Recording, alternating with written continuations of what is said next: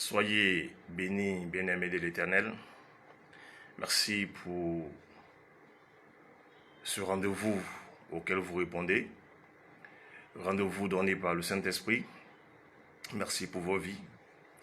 Que le Très-Haut Elohim vous bénisse davantage et qu'il vous donne de pouvoir demeurer dans sa présence, dans sa parole, afin de jouir de toutes les promesses liées à sa parole. Parce qu'il dit que vous chercherez premièrement le royaume des cieux et toutes choses vous seront données par-dessus. Donc la première des choses à faire, c'est de chercher le royaume, n'est-ce pas? De chercher la parole de Dieu, se nourrir de cette parole, demeurer en elle, afin de pouvoir recevoir tout ce qu'on cherche sur cette terre des hommes. Bien-aimés, ceci dit, que la grâce de Dieu repose sur vos vies.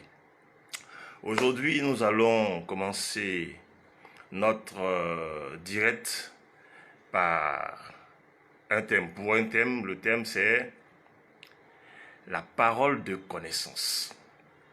Voyez-vous, c'est un thème qui m'a beaucoup alerté. J'ai reçu des enseignements sur ce thème-là, mais mon âme, mon esprit n'était pas d'accord, n'était pas satisfait de ce que j'entendais. Et avec le Seigneur, j'ai creusé. Avec l'Esprit de Dieu, j'ai creusé pour comprendre ce que c'était. Et j'ai compris que, véritablement, quand le Seigneur dit que son peuple périt faute de connaissance, cela était vérifié. Parce que le thème lui-même, le don de la parole de connaissance, est tellement mal enseigné que les gens ont réussi à s'infiltrer et ont réussi à coller, n'est-ce pas, leurs ambitions à la parole de Dieu. Vous voyez, ce qui est marrant, bien aimé, c'est que le diable ne partira jamais du faux pour vous détruire. Le diable part toujours de ce qui est écrit. Mais il est dans la lettre. Et il explique selon lui afin de te détourner de la vérité. Lorsqu'il dit à Ève, est-il réellement écrit? En vérité, il sait que c'est écrit. Lorsqu'il vient tenter le Messie, notre Seigneur Jésus-Christ, il lui dit des choses qui sont écrites dans le désert. La Bible déclare qu'il envoie, n'est-ce pas, il le transporte sur une montagne et il lui dit, jette-toi en bas. Parce qu'il a été dit qu'il donnera l'ordre à ses anges de te porter sur leurs ailes. Vous voyez, c'est écrit en réalité. Mais est-ce que l'esprit, il avait maîtrisé l'esprit? Non. Il ne pouvait même pas maîtriser cet esprit parce que il n'est pas de cet esprit-là. Il est à part, n'est-ce pas? Vous voyez, il y a deux entités. Deux entités. Il y a le bien, il y a le mal. Il y a Dieu, il y a Satan. Donc c'est ça. Quand on n'a pas maîtrisé l'esprit, il est difficile de pouvoir véhiculer un message concernant la parole de Dieu. Et ce qui m'a choqué dans la maison de Dieu, bien aimé, c'est le fait que tout le monde veut devenir enseignant. Tout le monde veut devenir enseignant. Mais tu ne sais pas parler français. Tu veux enseigner quoi? Tu ne sais pas lire. Tu veux enseigner quoi? Oui, Dieu peut te faire la grâce. Mais en réalité, Dieu est quand même Seigneur. Il demeure dans sa parole. Oui, tu peux prêcher. Tu peux plutôt prier pour des personnes. Tu peux intercéder. Dieu entend et comprend toutes les langues. Quelle que soit la langue dans laquelle tu pries Dieu, il va t'écouter, il va t'exaucer. Donc tu peux prier pour des malades, ils vont guérir. Tu peux opérer des miracles. Ça, c'est la prière. Mais pour ce qui concerne l'enseignement, bien aimé, si tu n'es pas appelé à cela, il est temps que tu arrêtes. Il est temps que tu cesses, n'est-ce pas, d'égarer les enfants de Dieu. Je vais vous raconter une histoire. Excusez-moi. Je fréquentais une église. Je vais taire le nom de ce prophète-là. J'aurais appris même qu'il est décédé. Mais il était illettré. Et quand il a vu que le Seigneur m'avait appelé un grand ministère, c'est à moi qui confiait, n'est-ce pas, la charge de chercher des thèmes ou des versets bibliques afin qu'il prêche. Il peut me dire par exemple, cherche-moi dans la Bible des versets qui parlent de l'onction. Et avec ma petite Bible bleue de Louis II, sans référence, le Seigneur me conduisait, je certains messages, certains passages de la Bible où on parle d'onction, et je lui remettais ça. C'est comme ça qu'il prend, il prêche. Et un jour, j'ai été scandalisé. J'ai été scandalisé parce que je recense des messages, des versets bibliques parlant de l'onction, et il tombe sur celui de 2 Samuel 3 que nous avons vu dernièrement parlant de l'onction, où David dit, quoique j'ai reçu l'onction royale, je suis faible. Ce prophète-là, il donne la référence. C'est lui qui lit, finit de faire la lecture, il tombe, il plonge à même le sol et il nous informe qu'il vient de recevoir l'onction royale. Est-ce que vous réalisez un peu? Tu es prophète, tu as reçu l'onction royale. Ça veut dire quoi? Bien aimé, c'est l'ignorance. Il est illettré. Dieu lui a fait la grâce. Il peut prier pour des gens, ils vont guérir. Mais pour ce qui est de l'enseignement, ce n'est pas ton domaine. C'est pourquoi, dans un ministère, il doit avoir toutes ces catégories de ministères. Je veux dire, toi qui es prophète, tu as besoin d'un apôtre, un évangéliste, un pasteur. Chacun joue son rôle, n'est-ce pas? Que tout le monde participe à l'œuvre de Dieu. Mais quand on ne sait pas lire et puis on veut enseigner, bien, Dieu nous a fait la grâce à nous autres d'être allés à l'école. Donc on est différent de nos dévanciers qui ont fait des suivismes. Ils ont reçu des enseignements, ils ont avalé, ils nous ont vomi ça dessus. Oui, on a appris, nous aussi on a avalé. Moi aussi j'avais avalé. Mais mon esprit n'était pas d'accord avec ce que j'avais entendu. Ce que j'avais reçu comme enseignement. Et avec le Saint-Esprit, j'ai creusé pour recevoir cet enseignement que nous allons partager ensemble. Parce que même hier, quand j'étais en train de préparer cet enseignement, il m'a encore donné de comprendre beaucoup d'autres choses que je vais partager avec vous. Amen. Ceci dit, nous allons prendre nos Bibles dans le livre de 1 Corinthiens, chapitre 12. 1 Corinthiens, chapitre 12, à partir du verset 4, il dit, il y a diversité de dons, mais le même esprit. Diversité de ministères, mais le même Seigneur. Diversité d'opérations, mais le même Dieu qui opère tout en tous. Or, à chacun, la manifestation de l'Esprit est donnée pour l'utilité commune. En effet, à l'un est donné par l'Esprit une parole de sagesse. Écoutez-moi bien. Une parole de sagesse.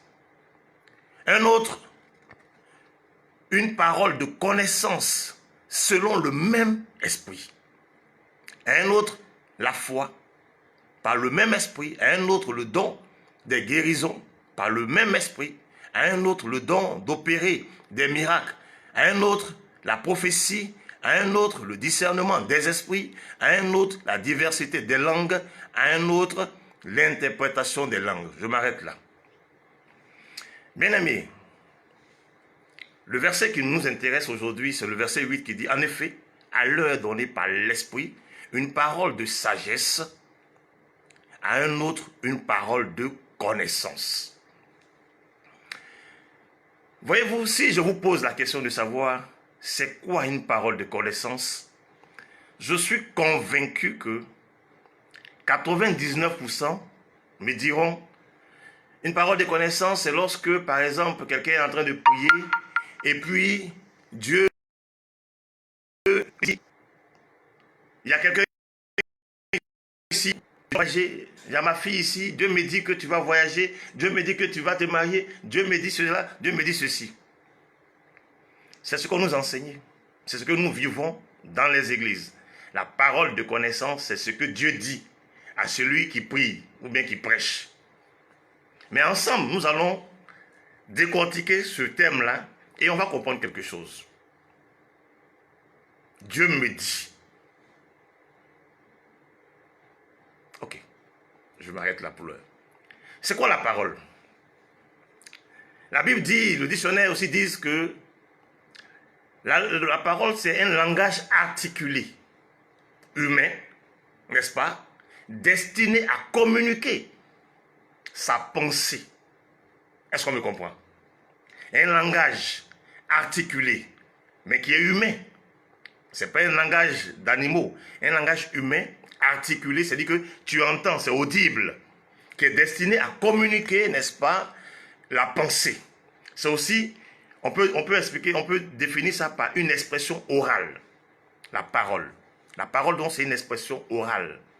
C'est un langage articulé, donc qui est audible. Ok. Deux. Deux, c'est une préposition qui signifie issu de, provient de. Ou bien, c'est ça, le lieu, la provenance. Donc, une parole de connaissance. Pour dire quoi? Une parole qui est issue de la connaissance. Une parole qui vient de la connaissance. C'est quoi la connaissance maintenant? C'est ce qui est intéressant. La connaissance, c'est la faculté de connaître. Faculté de connaître. La connaissance. La possibilité de connaître les aptitudes de connaître, d'apprendre, de savoir, n'est-ce pas, de maîtriser. Donc, quand je dis que j'ai la connaissance, ça veut dire que, voilà. Donc, j'ai la connaissance veut dire que je maîtrise quelque chose. Je sais, de savoir.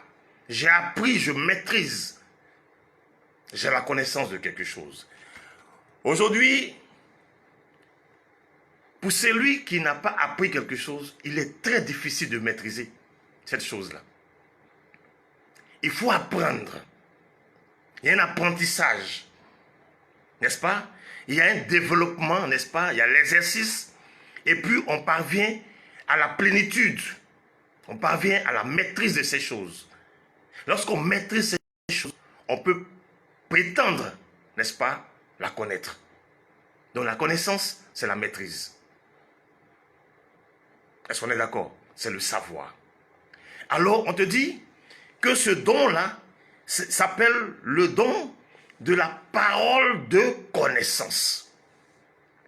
Donc, la parole qui est issue de la connaissance, qui vient de la connaissance. Alors, lorsque Dieu te dit quelque chose, en quoi ta connaissance intervient? Bien-aimé, Dieu t'informe de quelque chose. Dieu te révèle quelque chose. Où est-ce qu'à quel moment ton don de la parole ou de la connaissance intervient? Puisque tu n'es que messager de Dieu. Dieu te donne une information que tu dois porter à quelqu'un. Dis à mon fils, dis à ma fille qu'elle va vivre ou bien va vivre ceci. Mais non, ce n'est pas une parole de connaissance, ça. Ça, c'est une révélation. Dieu te révèle des choses. Il y a une confusion. On nous a enseigné que cela s'appelait une parole de connaissance. Non, ce n'est pas une parole de connaissance, c'est une révélation. Écoutons, lisons un peu, n'est-ce pas, Deutéronome. Nous allons comprendre quelque chose.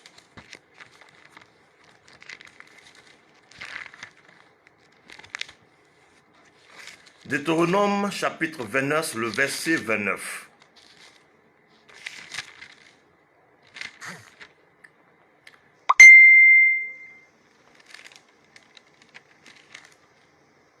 Il dit, les choses cachées sont à l'Éternel, notre Dieu. Les choses révélées sont à nous et à nos enfants, à perpétuité, afin que nous mettions en pratique toutes les paroles de cette loi. Bien-aimé, les choses cachées appartiennent à l'Éternel. Donc une chose que tu ne sais pas, lorsque elle t'est révélée, c'est une révélation. C'est simplement une révélation. Mais on nous fait croire que ça s'appelle une parole de connaissance. Non, ce n'est pas une parole de connaissance. Tu ne sais rien. Ta connaissance n'a pas intervenu. Tu savais quoi? Rien. Tu n'es qu'un porteur de message. Tu as été commissionné, c'est tout. Une parole de connaissance, c'est une parole que tu prononces toi, enfant de Dieu, serviteur de Dieu, sur la base de la connaissance que tu as de Dieu. Amen. Nous allons voir des exemples. Nous allons encore lire aussi un autre passage, Daniel chapitre 2. Vous allez comprendre beaucoup de choses. Ce don-là est tellement mal expliqué. Mais comme je le vous dis toujours, c'est à dessein. Hein? Le diable, c'est ce qu'il fait. Daniel 2, chapitre verset 19, il dit, « Alors le secret fut révélé à Daniel dans une vision pendant la nuit. Et Daniel bénit le Dieu des cieux. Daniel prit la parole et dit, « Béni soit le nom de Dieu d'éternité en éternité. À lui appartiennent la sagesse et la force. C'est lui qui change les temps et les circonstances, qui renverse et qui établit les rois, qui donne la sagesse aux sages et la science à ceux qui ont de l'intelligence. Il révèle ce qui est profond et caché. Il connaît ce qui est dans les ténèbres et la lumière demeure avec lui. » Bien-aimé, c'est Dieu qui révèle, il connaît ces choses. Donc quand il te révèle, ce n'est plus une parole de connaissance. C'est une révélation pure et simple. Une révélation. Mais regardez un peu. La Bible déclare dans Ésaïe 55, le verset 11. Lorsque Dieu ouvre sa bouche pour prononcer une parole, elle ne retourne pas à lui sans avoir accompli sa volonté, ses desseins. Il veille sur sa parole. Mais regardez ce qui se passe dans nos églises aujourd'hui. Dieu m'a dit que tu auras ceci, tu feras cela. Et jamais ça ne s'accomplit. Après, on vient dire encore que c'est parce que tu as fait ceci, c'est parce que tu as fait cela, que la parole ne s'est pas accomplie. Non, ce n'est pas possible. Lorsque l'Éternel ouvre sa bouche, il veille sur sa parole. Ça ne dépend plus de toi. Que tu veilles ou que tu ne veilles pas, non, il ne regarde plus à ta personne. Il ne regarde pas à ta position, à ta situation. Que tu sois pécheresse ou pécheur, il ne regarde plus à ça. Lorsqu'il prononce une parole, il l'accomplit. Elle ne retourne pas à lui sans avoir accompli son dessein. Ésaïe 55, le verset 11. Mais qu'est-ce que nous constatons? Des hommes de Dieu qui nous disent que Dieu a dit, et on ne voit rien. Rien ne s'accomplit. Et vous reconnaîtrez, n'est-ce pas, mon envoyé par l'accomplissement de ce qu'il aura annoncé. Alléluia. Si ce qu'il annonce ne s'accomplit pas, c'est parce qu'il a parlé avec audace, ou simplement ce n'est même pas son serviteur. C'est ce que l'Éternel dit. Bien-aimés, arrêtons. Retournons à l'essentiel, je le dis toujours. Retournons à l'évangile, retournons à la parole de Dieu. Nous serons sauvés. Nous ne serons plus esclaves de ces personnes-là, de ces charognards-là. Dieu dit des choses qui ne s'accomplissent pas. Parce que la personne à qui la parole était destinée a mal agi ou a dormi, il n'a pas prié, il n'a pas fait don, il n'a pas fait offrande, il n'a pas payé dîme. Non! Lorsque l'ange vient dire à Sarah que l'année prochaine, à cette même époque, elle va enfanter, il ne tient pas compte du fait qu'elle n'a pas cru.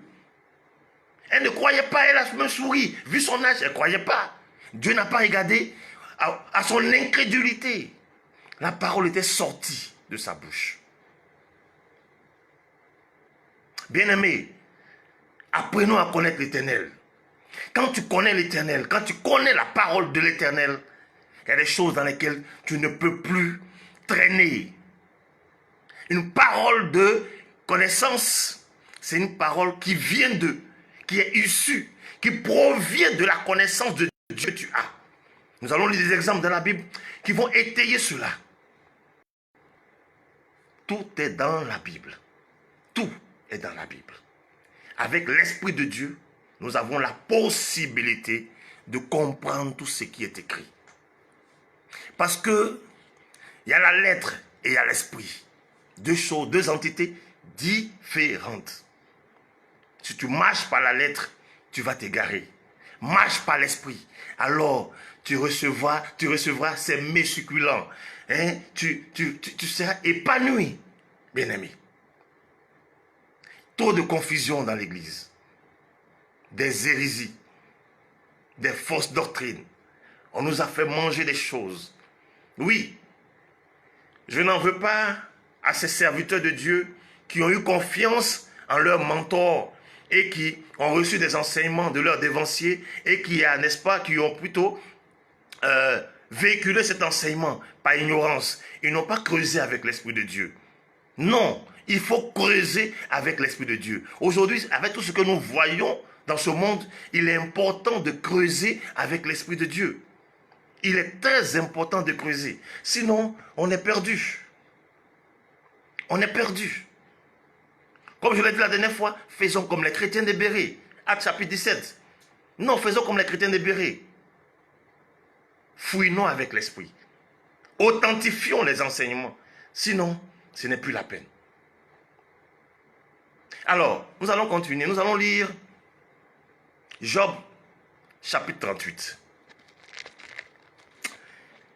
C'est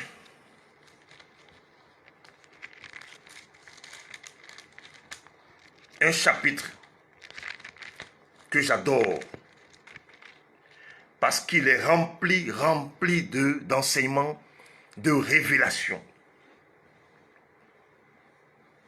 Nous allons partager ensemble. Job se plaignait à un moment donné avec tout ce qu'il traversait comme situation. Et le Seigneur va répondre à Job en lui disant, l'Éternel répondit à Job du milieu de la tempête et dit, qui est celui qui obscurcit mes desseins par des discours sans intelligence, sans terrain comme un vaillant homme? Je t'interrogerai et tu m'instruiras. Où étais-tu quand je fondais la terre? Dis-le, si tu as de l'intelligence. Qui en a fixé les dimensions? Le sais-tu? Ou qui a étendu sur elle le cordeau? Bien-aimé, écoute-moi bien. Le Seigneur des seigneurs, le roi des rois, celui-là dont la fin est, il n'existe même pas de fin en lui. C'est de lui là que je veux te parler. C'est de lui que je veux te parler aujourd'hui. Il est puissant. Dans Job, ce chapitre de Job, je l'aime pour les combats, des véritables combats, pas pour les amusements, des véritables combats. Parce que Dieu te révèle les armes cachées, de véritables armes pour les combats spirituels, de véritables combats, non pas contre la chair, mais contre les principautés. Il y a des armes que Dieu a réservées pour nous. Lorsque nous avons besoin de lui et que nous faisons appel à ces armes, il nous les donne pour les combats. Alléluia. Il dit, depuis que tu existes, as-tu commandé au matin? As-tu montré sa place à l'aurore? Quand nous allons lire dans Genèse chapitre 1, vous allez comprendre une chose. Dieu crée. Il crée le monde. Et puis, il le donne en héritage à qui? À l'homme. Dieu, comme un bon père, qui bâtit, n'est-ce pas, une dynastie, un royaume, et puis il s'écarte, il confie tout à son fils, pour que son fils puisse, n'est-ce pas, le gérer selon son bon vouloir.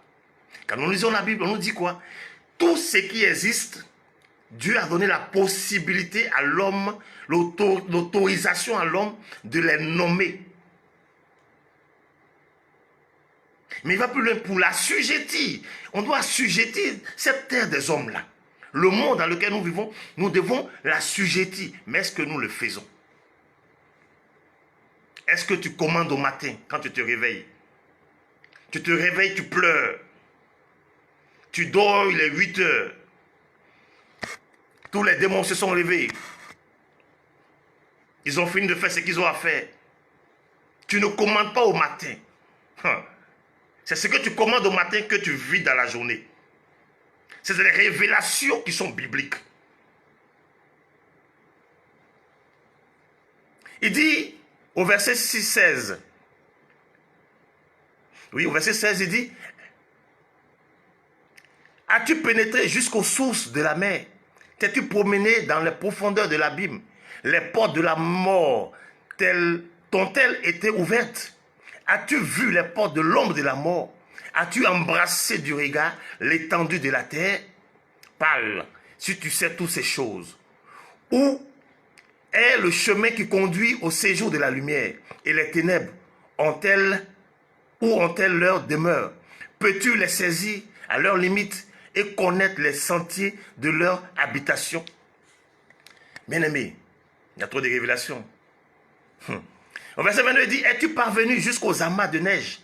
As-tu vu les dépôts de grêle que je tiens en réserve pour les temps de détresse, pour les jours de guerre et de bataille?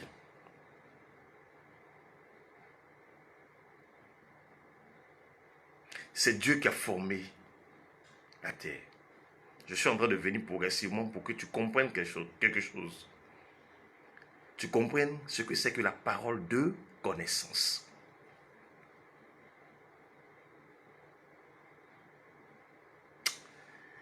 La connaissance même, c'est qui? C'est Dieu. C'est l'incarnation, c'est le dépôt. La connaissance. Quand tu connais Dieu, bien-aimé, tu seras attaqué, c'est vrai. Mais, la victoire sera toujours avec toi. Tu auras toujours la victoire. Je dis bien, toujours la victoire. Au verset 36, il dit, qui a mis la sagesse dans le cœur? Ou qui a donné l'intelligence à l'esprit? Ça commence à venir. Qui peut avec sagesse compter les nuages? Je reprends, verset 36. C'est un chapitre qu'il faut lire, il faut méditer. Tu peux t'appuyer sur ça pour faire tes combats, tes prières de combat, plutôt. Qui a mis la sagesse dans le cœur? Vous allez comprendre l'utilité de la sagesse dans la vie d'un chrétien, d'un enfant de Dieu. Ou qui a donné l'intelligence à l'esprit. On dit au commencement, l'esprit se mouvait au-dessus de l'abîme, n'est-ce pas? Mais il y a quelqu'un qui donne l'intelligence à l'esprit pour créer. Alléluia. Pour créer. C'est trop intéressant. Nous allons lire Proverbe chapitre 2. Nous allons comprendre. Proverbe chapitre 2. Excusez-moi, c'est ma nature. C'est intéressant lorsqu'on parcourt la Bible. Lorsqu'on parcourt les Écritures, on comprend beaucoup de choses. Amen. Alors donc je dis, Proverbe chapitre 2. Il dit, mon fils, si tu reçois mes paroles, et si tu gardes avec toi mes préceptes, si tu rends ton oreille attentive à la sagesse, et si tu inclines ton cœur à l'intelligence, oui, si tu appelles la sagesse, et si tu élèves ta voix vers l'intelligence, si tu la cherches comme l'argent, si tu la poursuis comme un trésor, alors tu comprendras la crainte de l'Éternel. Amen. Et tu trouveras la connaissance de Dieu. Car l'Éternel donne la sagesse. De sa bouche sortent la connaissance et l'intelligence. Alléluia. On commence à rentrer dans le vif du sujet. Verset 5 qui dit, alors tu comprendras la crainte de l'Éternel et tu trouveras la connaissance de Dieu. C'est lui qui donne la sagesse, l'intelligence à l'esprit. Tu comprendras la sagesse de Dieu. Car l'Éternel donne la sagesse. De sa bouche sortent la connaissance et l'intelligence. Bien-aimé, est-ce que tu me suis? Est-ce que tu me suis? Parce que dans ce message, il y a un message très fort. Il y a une révélation pour toi. Il est important que tu connaisses ta position. L'Éternel t'a créé à son image et à sa ressemblance. Mais est-ce qu'aujourd'hui, lorsque tu t'assois et que tu fais ton bilan, est-ce que tu ressembles à Dieu?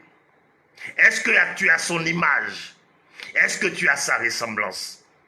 Il est important qu'on se pose des questions. Dieu n'a pas tout fait lui seul. Il a fait avec nous, avec son esprit. Et il nous donne cet esprit-là pour que nous puissions perpétuer son œuvre. Mais est-ce que tu le fais? Qu'est-ce que, de par la parole de connaissance que tu as, qu'est-ce que tu as amené à l'existence?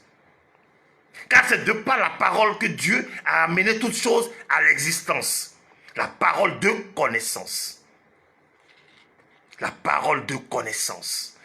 La parole de sagesse, on va en parler peut-être une fois. Mais aujourd'hui, on va se focaliser sur la parole de connaissance qui est mal expliquée, qui est pervertie. Je préfère ce mot. Chapitre 3 de Proverbes, verset 19, il dit: c'est par la sagesse que l'Éternel a fondé la terre. Écoute-moi bien. Écoute-moi bien. C'est par la sagesse. Pour te dire, pour ne pas te dire, par la parole de sagesse. Oui. La parole. Dieu m'a dit, ce n'est pas parole de connaissance. C'est révélation. Par la sagesse que l'Éternel a fondé la terre. C'est par l'intelligence qu'il a fermé les cieux. C'est par sa science que les abîmes se sont ouverts. Amen. Et que les nuages distillent la rosée. Mon fils, que ces enseignements ne s'éloignent point de tes yeux. Garde la sagesse et la réflexion. N'est-ce pas? Elles seront la vie de ton âme et l'ornement de ton cou. C'est par la sagesse que Dieu a fondé la terre. C'est par l'intelligence qu'il a créé toutes choses. Par la connaissance. De sa bouche sorte la connaissance. Alléluia. Est-ce que tu me suis? Quand l'Éternel ouvre sa bouche, ce qui sort de lui, c'est une parole de connaissance. Si tu as ce don-là, tu es capable de créer des choses qui n'existent pas. Oui, des choses mortes, tu peux les ramener à la vie. C'est de ça qu'il est question. C'est de ça qu'il est question. Bien-aimés, nous sommes véritablement remplis de beaucoup de choses, mais nous ne les utilisons même pas. Je ne parle même pas des 1 millième de ce que nous utilisons comme potentiel. Non, c'est pas bon. Et on souffre. On court à gauche, à droite, on regarde partout. Alors que nous avons ça pour nous. Si tu n'as pas ce don-là, prie le Saint-Esprit pour qu'il te le donne. Car de par la parole de connaissance, tu amènes à l'existence des choses qui n'existent pas, frère. Allons-y, on va lire Genèse. Genèse chapitre 1. Verset 1, on dit, Dieu dit que la lumière soit, et la lumière fut. Il dit. Mais pour dire, il faut penser. Il faut penser. On dit la parole, c'est quoi? L'expression orale. La parole. C'est le fait de véhiculer sa pensée. Tu ouvres ta bouche. Tant que tu n'as pas ouvert, c'est pour toi. C'est ta pensée. C'est avec toi. Mais quand tu ouvres ta parole, lorsque Dieu ouvre sa parole, il ne tient plus compte des circonstances. Il ouvre sa bouche plutôt. Il ne tient plus compte des circonstances. La parole qui sort de lui, il veille sur elle. Au verset 6, on dit, Dieu dit qu'il y ait une étendue entre les eaux. Dieu dit, parole de connaissance. Verset 9, Dieu dit que les eaux qui sont au-dessus du ciel, etc., etc. Verset 11, Dieu dit que la terre produise de la verdure.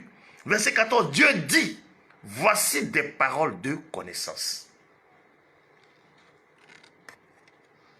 Dieu est l'incarnation de la connaissance, le dépôt de la connaissance. Nous avons lu dans Proverbe 2, il dit, car l'Éternel donne la sagesse De sa bouche sortent la connaissance et l'intelligence. C'est deux choses qui sont très souvent liées dans les Écritures. Connaissance, intelligence. Au chapitre 9 et 3, il dit, au verset 19, c'est par la sagesse que l'Éternel a fondé la terre. C'est par l'intelligence qu'il a fermé les cieux.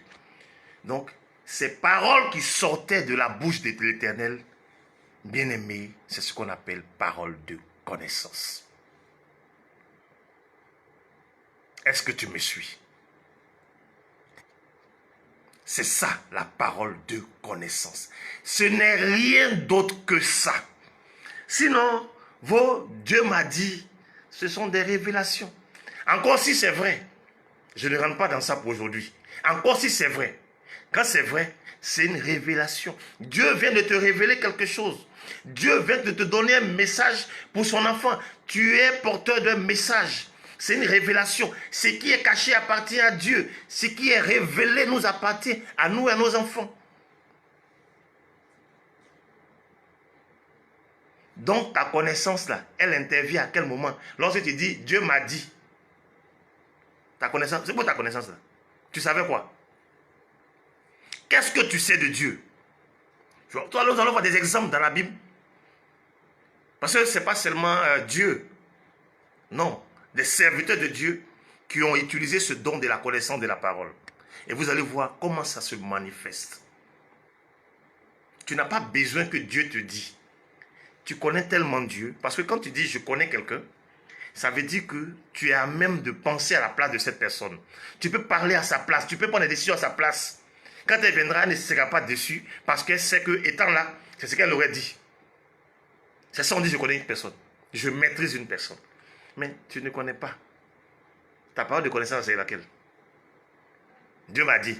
Non, Dieu, ça, c'est pas une parole de connaissance. C'est la parole de connaissance de Dieu. Mais pour toi, là, c'est quoi? Alors qu'on dit que c'est un don. Un don, on ne parle pas de Dieu. Quand on parle de don, on ne parle pas de Dieu. On parle de nous, les êtres humains.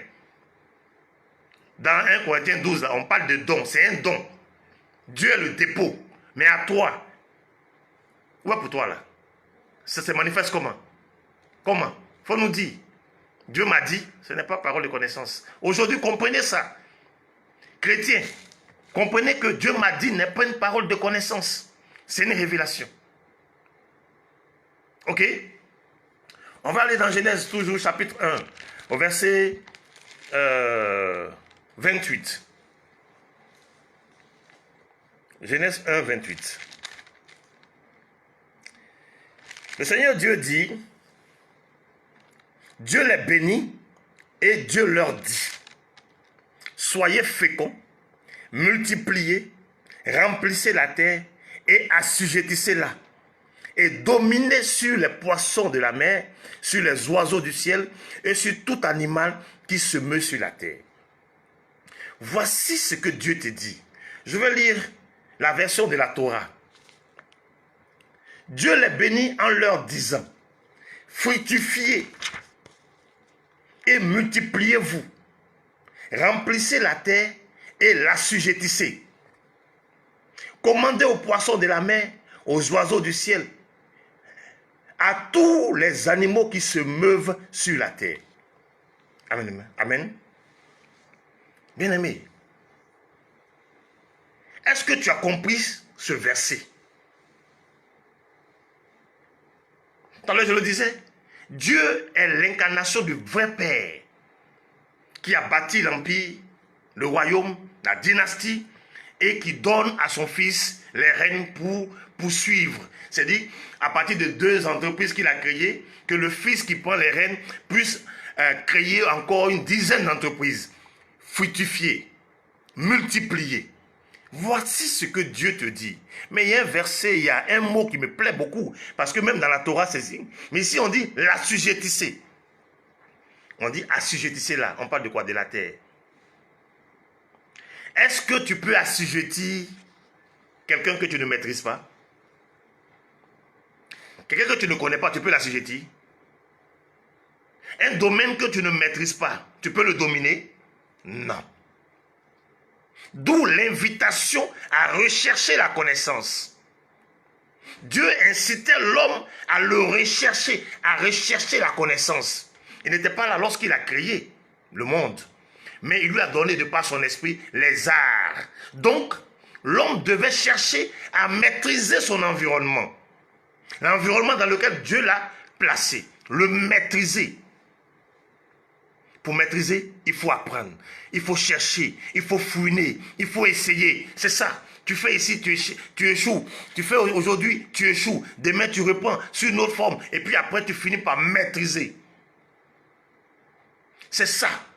Quand tu n'as pas maîtrisé quelque chose, tu ne peux pas l'assujettir.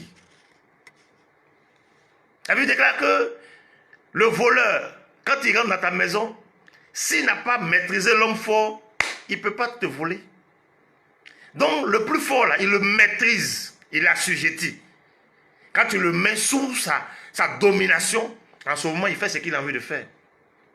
Mais Dieu nous a donné, n'est-ce pas, ce pouvoir-là, d'assujettir le monde, de le dominer, de dominer sur toutes choses. Mais est-ce qu'on le fait? Non. Bien au contraire, nous sommes esclaves de ces choses-là. Les rôles sont inversés. Et on ne fait rien pour pouvoir reprendre nos positions initiales, mais on court derrière tout ce qui est sensationnel. Sensationnel. Extraordinaire. Ce qui sort de l'ordinaire. Ce qui tape aux yeux. Oui, ce qu'on n'a jamais vu. Et on est là. Et on est là. Bien aimé, on est là. Voilà ce que la Bible nous dit.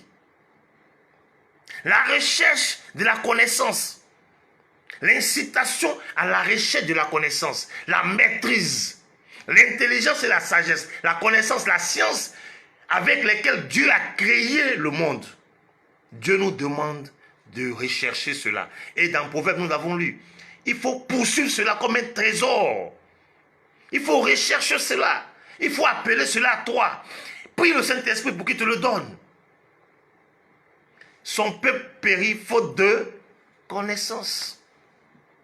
Si tu ne connais pas, on te dit tu prends, tu avales. On te dit prends, tu avales. Tu avales vers la fin. Tu as. C'est bébé qui enfle le ventre là, je ne sais pas. Ton ventre est enflé, mais il n'y a rien de bon dedans. Parce que tu ne prends pas le soin de chercher. La parole de connaissance, en elle se trouve la création. Dans la parole de connaissance se trouve la création. Excusez-moi. Quand tu maîtrises cette connaissance, tu es capable de devenir co-auteur avec Dieu. Tu peux créer des choses. Dans connaissance, il y a co et puis il y a naissance. Alléluia. Il y a co. Co, c'est un préfixe, je crois. Pré, co et naissance. C'est-à-dire que tu deviens co-auteur, co-créateur avec Dieu. Tu donnes naissance à des choses. Est-ce que tu le fais? Non. Tu subis. Tu penses que ce n'est pas à ta hauteur. Mais tu oublies que Dieu dit.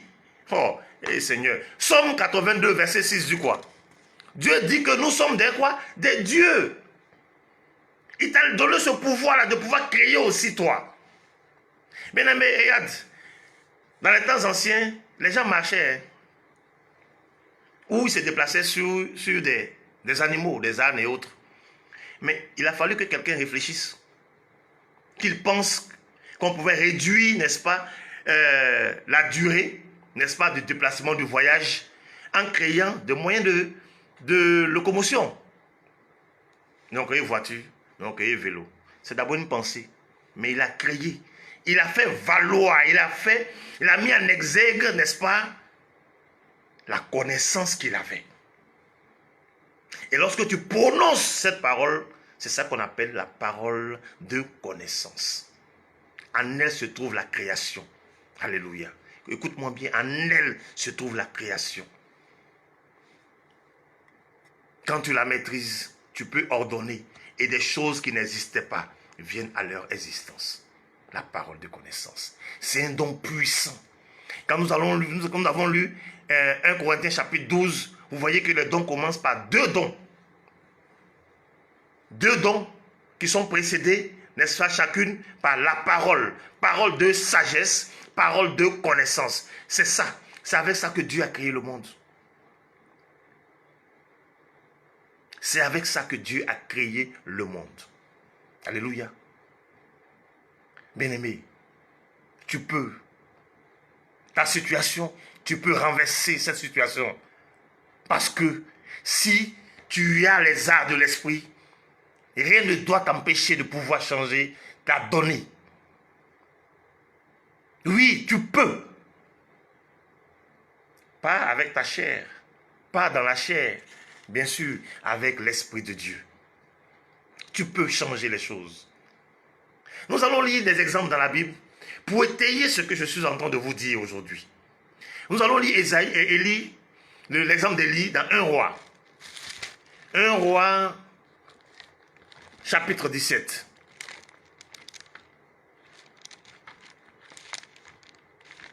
Un roi, chapitre 17.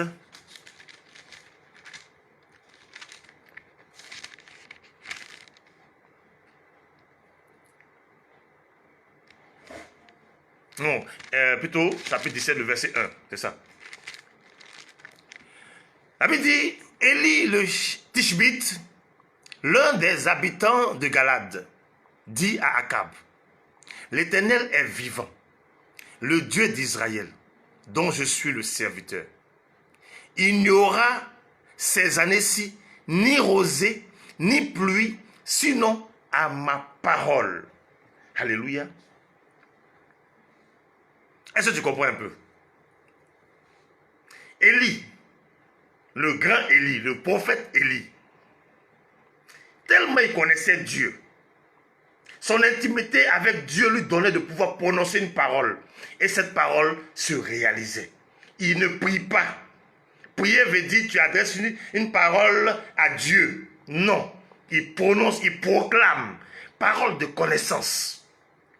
Il dit à Akab, je répète, Élie le Tishbite, l'un des habitants de Galade, dit à Akab, le roi Akab, l'Éternel est vivant, le Dieu d'Israël, dont je suis le serviteur.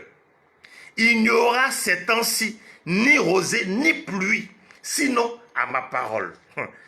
C'est quand moi je vais parler là, qu'il va y avoir pluie. Sinon, il n'y aura pas de pluie. Tu suis ça un peu? Parole de connaissance. Il connaît tellement Dieu qu'il ne fait que prononcer la parole. Et l'esprit se saisit de cette parole et puis l'esprit exécute. Alléluia. Que la lumière soit. Et la lumière fut. L'esprit se mouvait. Dieu dit. Et puis l'esprit se saisit de la parole. Et puis il amène la chose à son existence. Parole de connaissance. Élie venait de prononcer une parole de connaissance. Il n'a pas dit, l'Éternel m'a dit que il n'y aura pas de pluie, il n'y a pas de rosée. Non, ce n'est pas ce qu'il a dit. Il dit, l'Éternel est vivant. Lui, il dit que c'est lorsqu'il va prononcer une parole qu'il y aura pluie ou il y aura une rosée. Sinon, jamais plus. Voici une parole qui vient de la connaissance de Dieu que Élie a. Écoutez, il est la parole. Il est la parole. De la parole sort la connaissance. Ou du moins, la connaissance, oui c'est ça. La parole sort de la connaissance de Dieu qu'il a. Mais quelle est la connaissance? C'est Dieu. L'alpha et l'oméga. Il est la parole. Le commencement est la parole. La connaissance c'est encore lui. L'alpha et l'oméga. Et nous sommes au milieu. Quand tu maîtrises Dieu, quand tu connais Dieu, tu peux annoncer des choses qui vont se réaliser. Tu n'as pas besoin d'aller prier. Quand tu penses, même souvent, il te donne la réponse. Il faut développer ça avec Dieu. C'est important. Moi, j'ai pour habitude de dire, je ne me tape pas la poitrine. Je suis heureux parce que mon intimité avec Dieu me donne de pouvoir vivre certaines choses, bien-aimé. Je veux que tu expérimentes ça aussi. Quand seulement j'ai à l'idée quelque chose, comme il pouvait dire à Daniel, depuis que tu as eu à cœur de comprendre des choses, j'envoie l'ange te donner les révélations. Je pense seulement à quelque chose. Quand je désire comprendre quelque chose, je n'ouvre même pas ma bouche. qui me donne la révélation. Il me donne le message. Il me donne la réponse. La connaissance de Dieu. Quand tu connais Dieu, tu prononces. Tu proclames. Parole de connaissance. Ça se fait. Il n'y a pas magie. Il n'y a pas à faire de dire non, c'est parce que tu as fait ceci que ça ne s'est pas réalisé. Non. Non. Non. On va prendre un autre exemple. Élisée. 2 Rois 5, 14.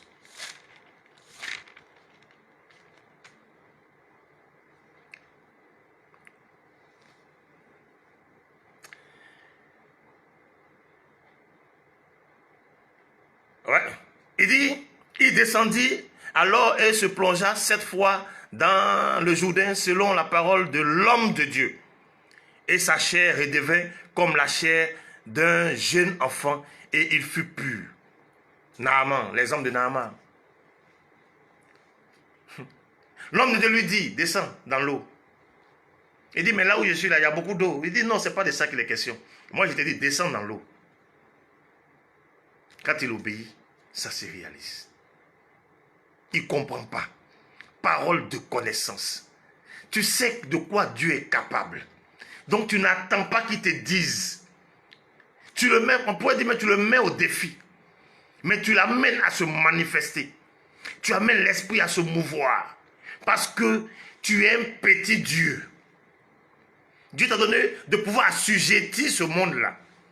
Le pouvoir de l'assujettir, de le dominer. Donc quand tu prononces une parole de connaissance, il n'y a pas de raison que cette parole-là aille dormir dans un fossé. Non, pas possible. Pas possible. On va prendre l'exemple de David. 1 Samuel chapitre 17. 1 Samuel chapitre 17. Vous connaissez toute l'histoire, hein? N'est-ce pas? 1 Samuel 17, le verset 26.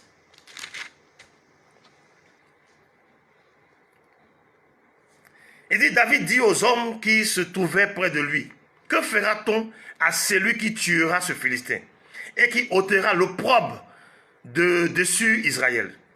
Qui est ce Philistin? C'est un circoncis pour insulter l'armée du Dieu vivant. Regardez ce qui motive David.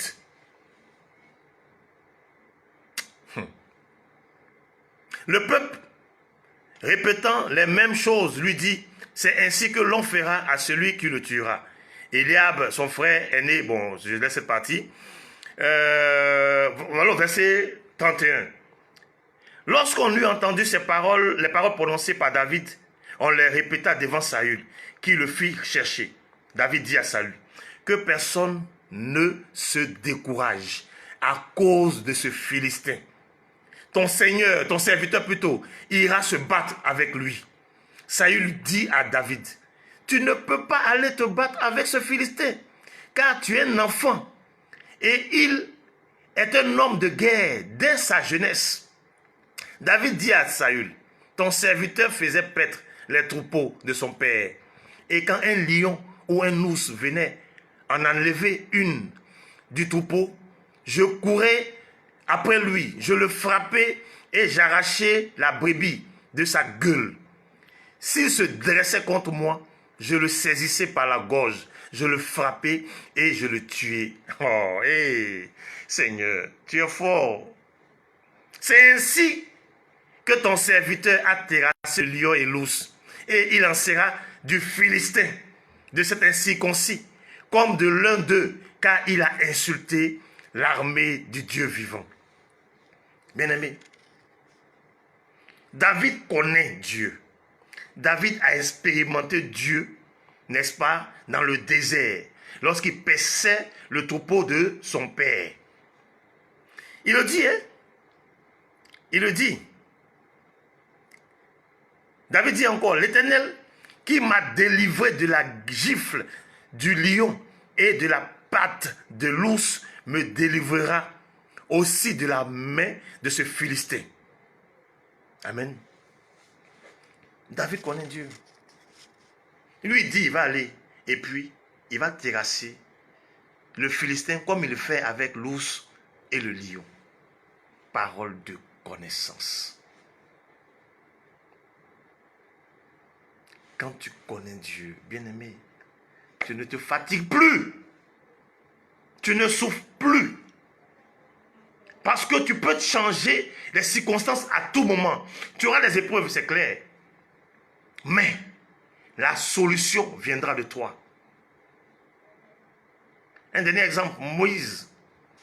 Exode 14.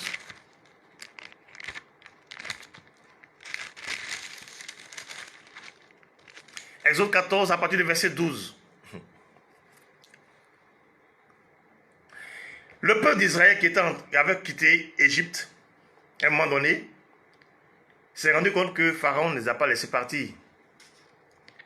Pharaon les poursuivait. Donc, il se tourne vers Moïse. Écoutez ce qu'il dit. N'est-ce pas là ce que nous te disions en Égypte? Laisse-nous servir les Égyptiens. Car nous aimons mieux servir les Égyptiens que de mourir au désert. Écoute-moi. Hein. Moïse répondit au peuple, ne craignez rien, restez en place et regardez la délivrance que l'Éternel va vous accorder en ce jour. Car les Égyptiens que vous voyez aujourd'hui, vous ne les verrez plus. Alléluia. Parole de connaissance. Moïse a expérimenté Christ et le Seigneur. Moïse a expérimenté Dieu. Moïse a vécu des choses avec Dieu. Il a été le canal par lequel Dieu opérait beaucoup de miracles en Égypte. Il savait de quoi Dieu était capable. Il connaissait la force de frappe de Dieu. Alors Moïse prononce une parole. C'est après avoir dit cela seulement. Écoutez. Au verset 14, l'Éternel combattra pour vous et vous gardez le silence. Au verset 15, il dit, l'Éternel dit à Moïse, pourquoi ces cris? Parle aux enfants d'Israël et qu'ils marchent. Toi, lève ta verge, étends ta main sur la mer et fends-la. Et les enfants d'Israël entreront au milieu de la mer à sec. Alléluia. Voilà ce que Moïse dit. Moïse connaissant Dieu, de par la connaissance qu'il avait de Dieu, Moïse se permettait de dire à ce peuple-là, ces Égyptiens que vous voyez là, vous ne les verrez plus.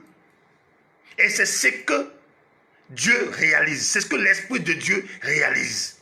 C'est ce qu'on appelle une parole de connaissance. La parole vient de la connaissance de Dieu qu'on a. Bien-aimé, est-ce que tu as compris le message? Parole de connaissance.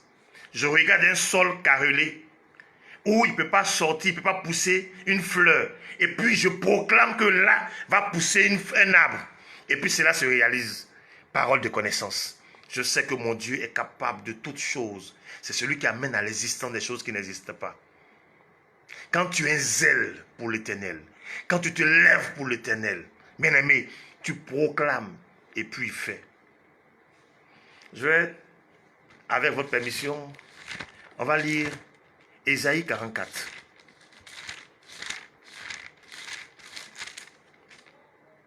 Ésaïe 44, le verset 26 dit, « Je confirme la parole de mon serviteur et j'accomplis ce que prédisent mes envoyés. » Je m'arrête là. Tu me suis? Je confirme la parole de mon serviteur. Quand tu es serviteur de Dieu, quand tu prononces une parole, cela doit s'accomplir. Parce que Dieu veille, Dieu se saisit de cette parole-là pour glorifier son nom. Mais tu dis, Dieu t'a dit, et puis on ne voit pas, après tu accuses les gens. C'est que Dieu menteur ça. C'est Kokangba. Ça c'est Kokangba. Kokangba lui ment. Les Kouloujano là, c'est un menteur. Mais un véritable serviteur de Dieu. Quand tu prononces une parole, Dieu ne regarde plus aux circonstances. Il ne regarde plus à la saleté dans laquelle la personne concernée se trouve. Que la personne dorme, qu'elle ne dorme pas, qu'elle prie, qu'elle ne prie pas. Lui, l'Éternel, il se saisit de sa parole. Il veille sur elle jusqu'à son accomplissement. C'est comme Un grain, quand on jette en terre, il pleut pas. Ça, ce n'est pas ton affaire. Lui seul, il va faire germer la chose. Tranquille. À plus forte raison, sa parole. Dieu, comme les gens le disent, qui aime pour dada comme ça. L'homme qui ne s'amuse pas avec sa gloire. L'homme qui est jaloux. Et il le dit. Il dit ne partage pas sa gloire. L'homme qui cherche comment se glorifier. Qui cherche toute occasion pour se manifester. Toi, il va t'envoyer dire quelque chose de sa part. Et puis il ne va pas faire. Parce que un homme est plus puissant que lui. Un homme l'a empêché de réaliser cela. De quel Dieu tu parles? De quel Dieu tu parles, bien-aimé? Alors arrêtons. Arrêtons. Ésaïe 44, verset 26. Je vais répéter pour toi. Je confirme la parole de mon serviteur. Si tu es un véritable serviteur de Dieu, quand tu dis quelque chose, Dieu dit, lui, il fait quoi? Il confirme cela. Et puis il ajoute, j'accomplis ce que prédisent mes envoyés. Alors on ne peut pas avoir tous ces éléments-là et puis se laisser berner. C'est parce qu'on ne fouine pas, parce qu'on ne cherche pas avec l'esprit. Parce qu'on n'a pas de relation intime avec le Saint-Esprit. Bien-aimé, il faut rechercher cela. Ta situation actuelle, là, c'est parce que tu veux dormir qu'elle te pèse dessus. Sinon, prie l'Éternel pour avoir, si tu veux, 1/1000 de sa connaissance. Tu verras, si tu ne dors pas avec ça, ce que tu seras capable de faire. Il n'y a rien qui puisse te résister. Je dis bien, rien qui puisse te résister. Une parole de sagesse, une parole de connaissance, c'est avec ces deux choses que l'Éternel a formé la terre, a fondé la terre, a créé tout ce que tu peux t'imaginer. Alors, si tu as une parole de connaissance, pourquoi? Rien ne te réussit. Pourquoi? Soit parce que tu ne la proclames pas, ça reste dans ta tête, c'est une pensée. On dit, il faut sortir ça. Il faut sortir, il faut prononcer. Quand tu prononces, l'Esprit de Dieu entre en action pour accomplir ce que tu demandes. Qu'est-ce que tu veux? Qu'est-ce que tu désires? Qu'est-ce que tu espères aujourd'hui? Lève-toi, prie, demande. C'est un don. Demande, c'est un don. Tu as besoin pour la gloire de Dieu. Demande. Il te l'accordera.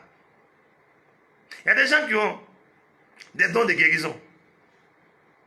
On dit, imposer les mains aux malades et ils vont guérir. Mais leurs mains là, ce n'est pas pour imposer à quelqu'un. Hein? C'est pour manger. Manger du riz placali. C'est-à-dire, tu les vois, il faut des postes. C'est manger, manger. Ils n'adorent que ça. La main là ne sert qu'à manger. Alors que dans cette main-là, il y a un pouvoir qu'ils doivent exercer. Mais il doit avec.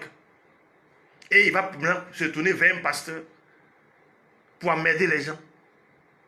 Arrêtez. C'est vous-même qui prêtez le feu et puis on vous allume là. C'est vous-même. Parce que vous ne fournissez aucun effort.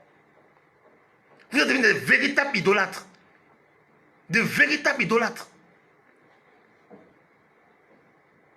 J'ai mal là-dedans, homme de Dieu, il faut prier pour moi. Homme de Dieu, c'est quoi ça? Je vais vous conter une histoire. Dans mes débuts, il y a une dame qui me fatiguait. Je vais finir avec ça. Elle aimait trop révélation. Et je me suis retiré pour aller prier. Elle me dit, il ne faille pas que je revienne sans avoir reçu un message de Dieu pour elle. Elle me fatiguait. Je suis venu, j'étais fatigué.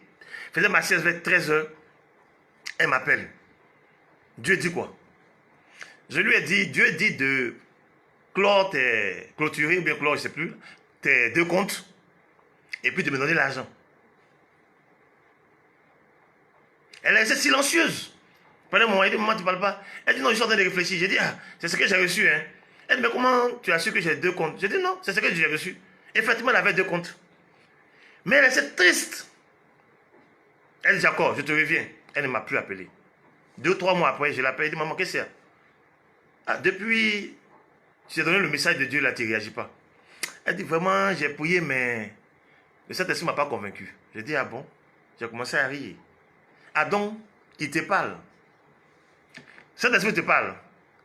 Elle dit, ah donc tu me blaguais. Je dis non. Vous exagérez. C'est comme ça que vous faites et bien on vous blesse.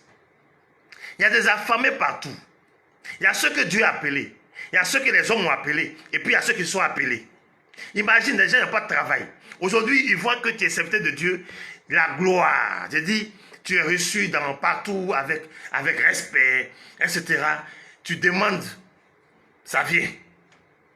Tu menaces même, ça vient. Parce que c'est ça. Il y a des femmes, des pasteurs qui peuvent appeler. Ah, depuis là, on n'a pas vu dîme, il quoi? Offrande, on ne te voit pas. Le mois est fini. Ça, c'est quoi ça? Tu menaces. Donc, c'est dit, ils ont vu que là, ils peuvent avoir l'argent. Ils se sont infiltrés. J'ai mal. Serviteur de Dieu, Habib, je cite ton nom parce que j'ai vu un de tes posts où tu t'es fâché contre un comédien. Je ne connais plus son nom là, mais qui imitait un peu les hommes de Dieu. Bien aimé, c'est nous qui avons prêté le flanc. Ça fait mal, c'est vrai. C'est nous qui avons prêté le flanc. Si on était sincère, si on faisait l'œuvre de Dieu comme il se devait, personne n'allait se moquer de nous. Personne n'allait nous blasphémer. Nous sommes devenus, même c'est nous qui portons l'opprobre sur le nom de l'Éternel. Parce que par nos agissements, des gens se permettent d'insulter Dieu. C'est nous. Donc vraiment, au lieu de t'en prendre à lui, il faut t'en prendre aux serviteurs que nous sommes. C'est nous qui avons ouvert la brèche. Je n'encourage pas, c'est dommage, c'est désolant. Mais c'est parce que nous-mêmes, nous avons prêté le flanc. Tu vois, Dieu me dit que rien ne s'accomplit. Dieu me dit que rien ne s'accomplit. Dieu te dit tous les jours. Toi, Dieu là, c'est un tam-tam pour toi, quoi. Quand il parle, tu tapes et puis il donne un son. Dieu là, c'est ton camarade. C'est votre camarade, quoi, Dieu là. Il est là tous les jours, il parle. Il y a tous les jours que vous allez prier, Dieu doit parler. C'est pourquoi. C'est pourquoi. Dieu me dit, parole de connaissance. Et puis on ne voit rien. On ne voit absolument rien. Et les gens sont là, vous les escroquez à longueur de journée. C'est quoi ça? Peuple de Dieu, c'est nous-mêmes aussi. Hein? Je le dis, c'est nous-mêmes. Parce que le chrétien prenait le soin de chercher à se connaître. Chercher à connaître Dieu. Savoir quel don il a en sa possession. Comment le manifester, comment le matérialiser. Je vous assure que les faux prophètes, les faux pasteurs, là, ils allaient fuir. Ils allaient changer de métier. C'est un pasteur de métier. Si vous ne vous connaissez pas, moi je parie que il y a des serviteurs, il y a des chrétiens qui ne savent pas quels sont les dons qui sont en eux. J'ai entendu même des hommes de Dieu dire qu'il y en a qui n'ont pas de dons. Comment tu peux être un serviteur de Dieu et puis tu n'as pas de don?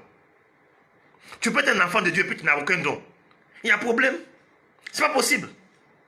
La mission que tu vas accomplir sur cette terre-là, c'est avec quoi tu vas l'accomplir. C'est bien avec l'Esprit de Dieu, avec le don qui est en toi. C'est ça. Mais tu ne sais même pas quel est le don que le Saint-Esprit t'a donné. Il t'a équipé de quel don, tu ne sais pas. Comment on l'utilise, tu ne sais pas. Et puis, tu vas avec quelqu'un qui a lui cherché à utiliser ce don-là. Et puis, tu deviens son esclave. Pourtant, tu as le même don que lui. Parce que tu ne cherches pas. La facilité nous a gagné. Dans la maison de Dieu. La facilité nous a gagné. On ne prie plus. Quand ça ne va pas, homme de Dieu, servant de Dieu, Dieu dit quoi? Il faut prier pour moi. Oui, il y a des cas pour lesquels on peut prier, mais vous aussi, attendez, cherchez à avoir une intimité avec Dieu. David, le roi David avait Nathan. Mais David avait son intimité avec l'Éternel. Ce n'est même pas un serviteur de Dieu. Hein. Écoutez bien. Qui va prendre tout son temps pour prier les gens. Non, il est roi. Mais il trouve le temps d'avoir une intimité avec son Dieu. Mais toi, tu ne peux même pas développer cette intimité-là. Mais tu seras la proie des vautours. Donc je vais finir aujourd'hui par ce verset-là. Psaume 82, le verset 6. Il dit, j'avais dit, vous êtes des dieux. Vous êtes tous des fils du Très-Haut. Cependant, vous mourrez comme des hommes. Vous tombez comme un prince quelconque. Vous êtes des dieux.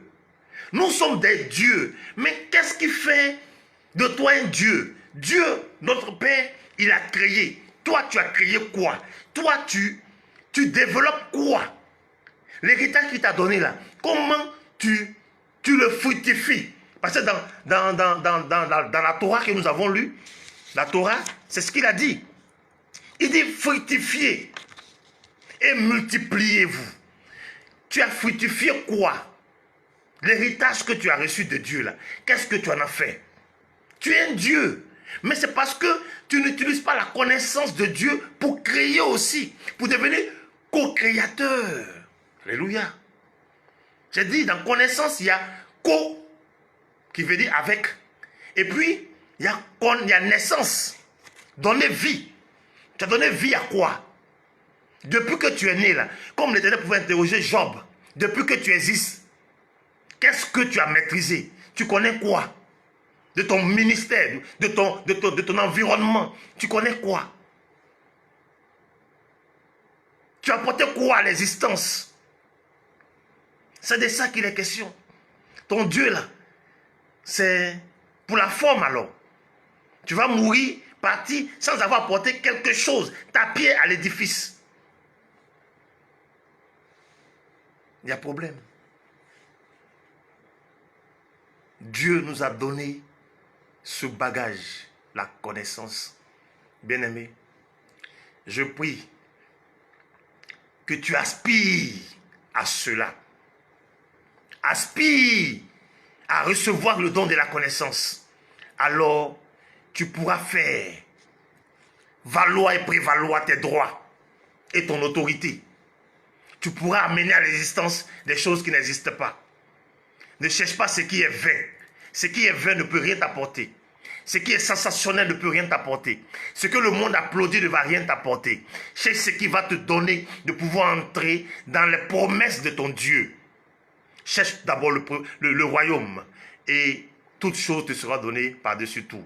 Mais pour maîtriser, pour pouvoir avoir droit à ce royaume, il faut avoir de la connaissance. La connaissance. Est-ce que tu connais Dieu? Est-ce que tu connais Dieu?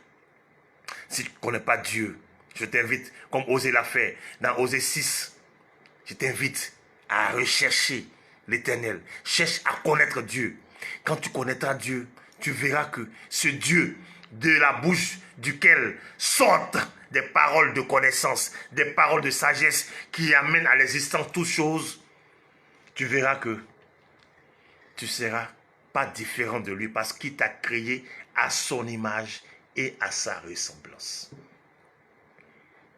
Que le Tout-Puissant vous bénisse, qu'il ouvre vos yeux, qu'il ouvre vos oreilles, qu'il circoncise, n'est-ce pas, vos cœurs, afin que vous compreniez cette parole, cet enseignement-là, et que vous cherchiez à développer cela aussi avec lui.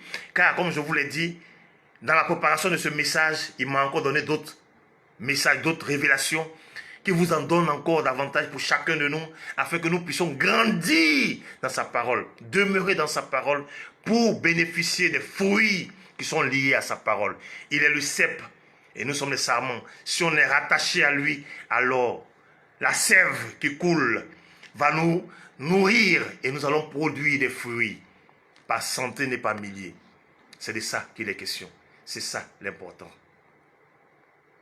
Bien-aimés, voici ce que je tenais à vous dire, vous partager avec vous sur ce don de la connaissance de la